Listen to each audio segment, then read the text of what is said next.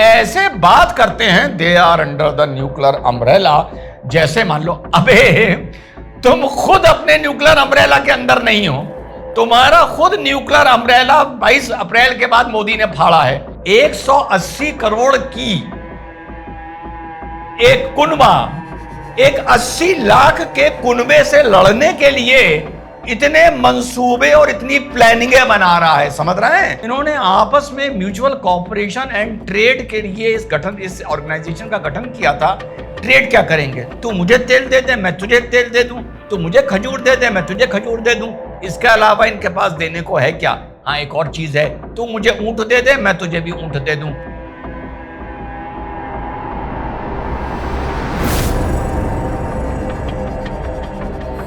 Hello, नमस्कार, सत श्री अकाल, अस्सलाम वालेकुम। कैसे हैं जनाब? तो आज बात होगी मिडिल ईस्ट की जियोपॉलिटिक्स पर।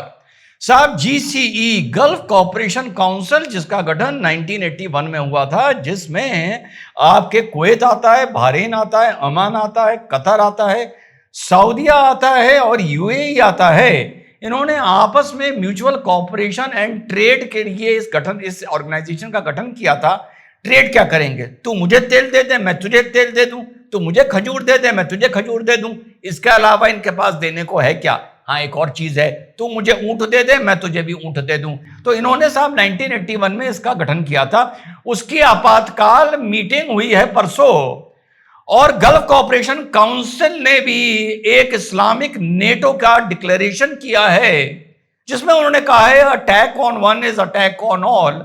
ये अभी औपचारिक तौर पर पूरा डिक्लेरेशन नहीं किया गया है, लेकिन बैठक का मंसूबा वही था। और वही चीज आपको 3 दिन पहले देखने को मिली, जो यही गठबंधन, एक की जिसकी फाड़ दी गई है, एक जिसकी फटी पड़ी है, उसने पाकिस्तान के साथ किया है।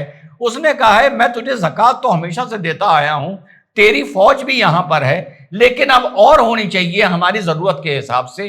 तो तू हम मुझसे ये पैक्ट साइन कर ले, जिसके बाद मेरा तेरे पर दबाव बन जाएगा और पैसे के बदले लेने को कुछ चीज ऑफिशियली बन जाएगी। तो वो भी आप लोगों ने चर्चा सुनी होगी।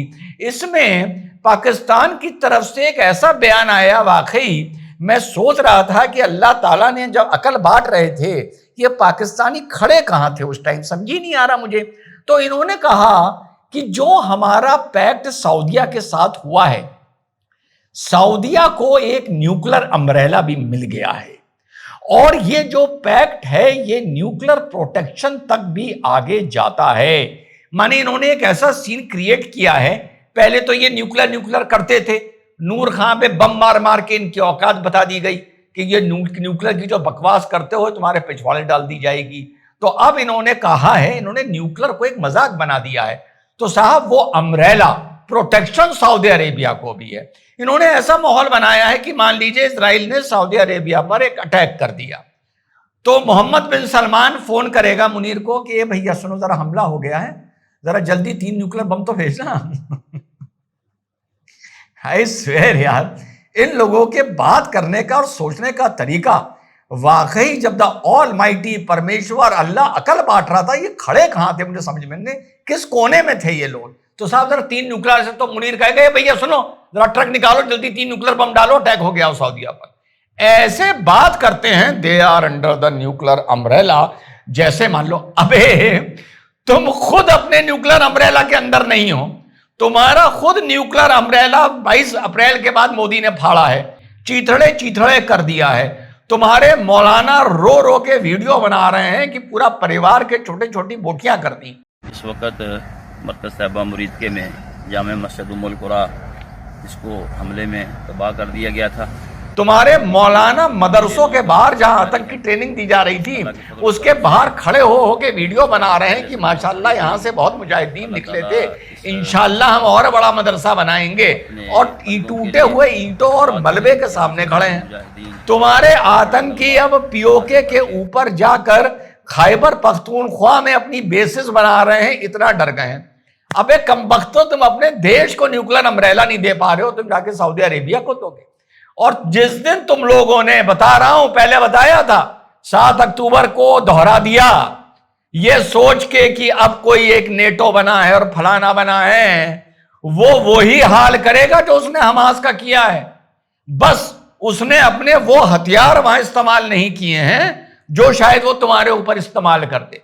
तो ये गलती उस मुल्क के साथ करने की सोचना मत। लेकिन माशाअल्लाह 180 करोड़ की एक कुनबा, एक 80 लाख के कुनबे से लड़ने के लिए इतने मंसूबे और इतनी प्लानिंगें बना रहा है, समझ रहे हैं? माशाअल्लाह 180 करोड़ 80 लाख से लड़ने के लिए इतने मंसूबे बना रहे हैं। और फिर कह रहा हूं, कोई गलती मत कर देना, वो बहुत मारेगा। तुमको आइडिया नहीं है उसके आर्सेनल के बारे में। अपने देश के बगल में गाजा में तो वो अपने छुटपुट इस्तेमाल कर रहा है सिर्फ। तो साहब ये चीज सामने निकल कर आई है। अब जब मुझसे किसी ने इतने टाइम से पूछ रहा था कोई कि साहब ये बताइए कि साहब ये जो इस्लामिक नेटो बन रहा है इस पर आपका क्या कहना है? आप लोगों ने भी इस तरह के बहुत से थंबनेल देखे होंगे, लेकिन ये सब्जेक्ट में मैं बहुत श्योर रहता हूं। इस्लामिक नेटो तो 1400 साल पहले बन चुका है यार। नेटो तो बड़ा न्यू वर्ड है, नया वर्ड है। इस्लामिक नेटो यानी उम्मत 1400 साल पहले बन गई थी, बुनियाद डल गई थी। वो बात अलग है कि उस उम्मत और उस बुनियाद की हमारे रशीदन खलीफा हजरत उमर की शहादत में धज्जियां उड़ी, फिर हजरत उस्मान की शहादत में धज्जियां उड़ी, हजरत अली में धज्जियां उड़ी, इमाम हुसैन में उड़ी, इमाम हसन में उड़ी, उसके बाद कितने इमामों में उड़ी, करबला में उड़ी, यजीद ने उड़ाई। अब सब कोई कह दे कि उमर को शहीद करने वाला कोई था, उस्मान को शहीद करने वाला कौन था, यजीद जो था वो तो फिरौन था, ये जो कह दे। तो इस्लामिक नेटो मेरे भाई 1400 साल पहले बन गई, उसके चिथड़े हो गए। जिस दिन अरब के मुल्कों में, सिर्फ अरब की बात कर रहा हूं, सद्दाम ने तो आखिर तक नहीं कहा था कि मेरा अरब से कोई लेना देना है, ना ईरान का कोई अरब से लेना देना है, ना भारत का कोई अरब से लेना देना है, कोई नहीं है। वो तो खामखा की रिश्तेदारी जोड़ रखी है। तो जिस दिन बहरीन, कुवैत, ओमान, कतर, सऊदीया, यूएई में बॉर्डर बन गए, आने जाने के लिए पासपोर्ट की जरूरत पड़ने लगी, उस दिन इस्लामिक नेटो यानी उम्मत 1400 साल पहले से जो खत्म होनी शुरू हुई थी वो खत्म हो गई, जहां बॉर्डर खिंच गए। और ऐसी इस्लामिक उम्मत या मॉडर्न वर्ल्ड में जो नए लोग एनालिस्ट लिख रहे हैं इस्लामिक नेटो, ये इससे पहले और भी बनी, 1967 में बनी, जब सीरिया ने, जॉर्डन ने और आपके इजिप्ट ने मिलकर कहा था इजराइल को खत्म करेंगे, ये तब भी बनी। ये 7 अक्टूबर 2023 को भी बनी, जब सोचा गया था इधर से हमास घुसेगा, ऊपर से हिजबुल्लाह आएगा, नीचे से हुती आएंगे और उधर से ईरान आएगा। ये तब भी बनी। पहले भी चिथड़े मुसलमान की उम्मत के उड़ाए, कभी यहूदियों ने इस मुसलमान की उम्मत के उड़ाए, कभी पंजाबी मुसलमानों ने यहां पर बंगाल में बंगाली उम्मत के उड़ाए, इस्लामिक उम्मत। तो ये सब चीजें साथियों पहले हो चुकी हैं, देख चुके हैं। मजेदार बात यह है सबसे ज्यादा इस पूरे किस्से में कि एक बम पड़ा कतर पर, एक बम में GCE भी सामने आ गई, सऊदी भी पाकिस्तान के साथ आ गया कि भैया मेरी रक्षा कर लेना, सुरक्षा कर लेना, हथियार तो मेरे पास बहुत हैं, उनको चलाने वाला भी कोई चाहिए, पेट्रोल बेच के हमने हथियार तो ले लिए हैं, वगैरह वगैरह कुछ भी।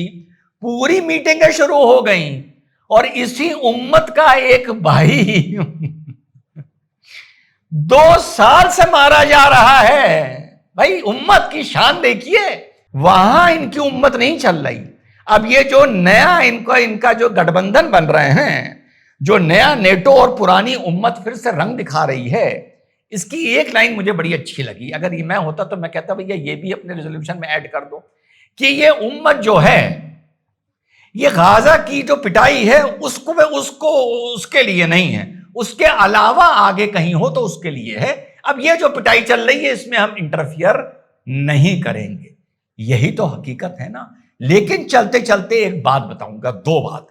मुझे यह समझ में नहीं आ रहा कि इजराइल ने कतर पर इस तरीके से अटैक क्यों किया।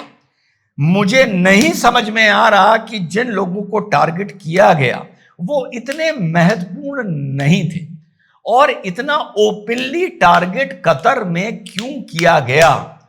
क्या यह कहीं इजराइल और ट्रंप की कोई मिली भगत तो नहीं कि तुम कतर पर एक बस अटैक कर दो और ये जिस तरीके से रिएक्ट करेंगे, ये जिस तरीके से परेशान होंगे, उस परेशानी का ये रास्ता सिर्फ एक निकालेंगे, वो नेटो फेटो छोड़ो कि ये अमेरिका से हथियार बहुत खरीदेंगे। इसके पीछे क्या बिजनेस का आइडिया था, क्यों ये किया गया, ये आने वाला वक्त बताएगा। मुझे जो डाउट है बस मैं वो आप लोगों के साथ शेयर कर रहा हूं कि ये बड़ी आर्म्स डील की तरफ अमेरिकन आर्म्स मार्केट को ट्रिगर करने के लिए, उसको बढ़ावा देने के लिए ये अटैक इजराइल से करवाया गया है।